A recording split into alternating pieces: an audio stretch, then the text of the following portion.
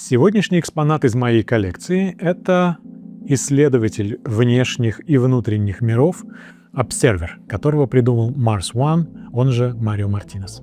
Фигурка выпущена в 2005 году сан-франциской компанией Strange Co., одной из пионеров дизайнерской сцены в США.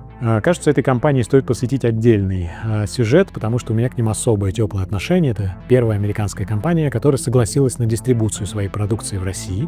И просто очень-очень приятные люди, с которыми мы прошли этот путь. Надеюсь, что получится рассказать о них подробнее. На самых ранних этапах они заметно поддерживали нашу сцену. Ну и еще раз про автора. Художник и создатель этой серии Марио Мартинес, известный как Mars One. По его собственным словам, он исследует внутренние и внешние миры, соединяет их между собой. Он не столько певец космоса, сколько документалист неких запредельных межпространственных явлений, то ли сверхмикроскопических, то ли циклопических в своих удивительных живописных полотнах. Хотя большая часть работ Марио — это такие абстрактные пейзажи, но иногда в них появляются существа. Сейчас совсем редко, а раньше немного чаще.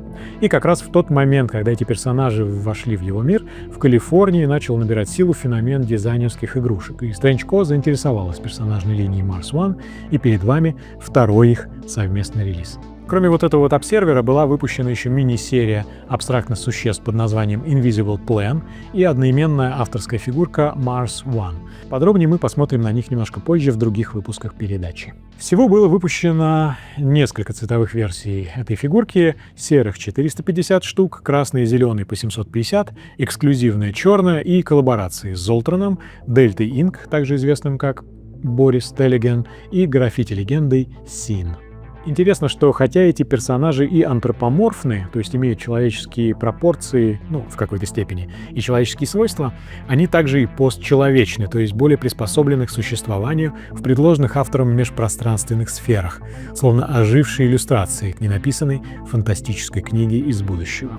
Скульптуру этого персонажа сделал сан-франциский скульптор Брин Берлинер. Человек, причастный, если не ко всем, то к большинству заметных релизов, производившихся в Сан-Франциско в начале 2000-х. Его руками созданы первые релизы Токи-Доки, бюсты вождей Фрэнка Козика, он работал с Bigfoot One, Джермейн Роджерсом, Роном Инглишем, ну и наш Шикита, тоже скульптура руки Брина Берлинера. А для Джереми Фиша, легенды Сан-Франциско и мастера большого калибра, он сделал огромную бронзовую скульптуру The Silly Pink Bunny. Этот релиз для меня очень ностальгичен, так как был в одной из первых поставок для Лунохода-1 и, соответственно, ценен как новое, более глубокое материальное знакомство с новыми авторами и культурным слоем. Ну а для мировой сцены он символ того времени, когда никто не знал рецептов успеха, и все протаривали свои собственные пути в пространстве, где до них никто никогда не был. И это был 10-й выпуск программы «Урожай». Меня зовут Сергей Сафонов. Мы увидимся в следующих выпусках, где я расскажу о других экземплярах из своей коллекции, о людях и компаниях, которые их создали.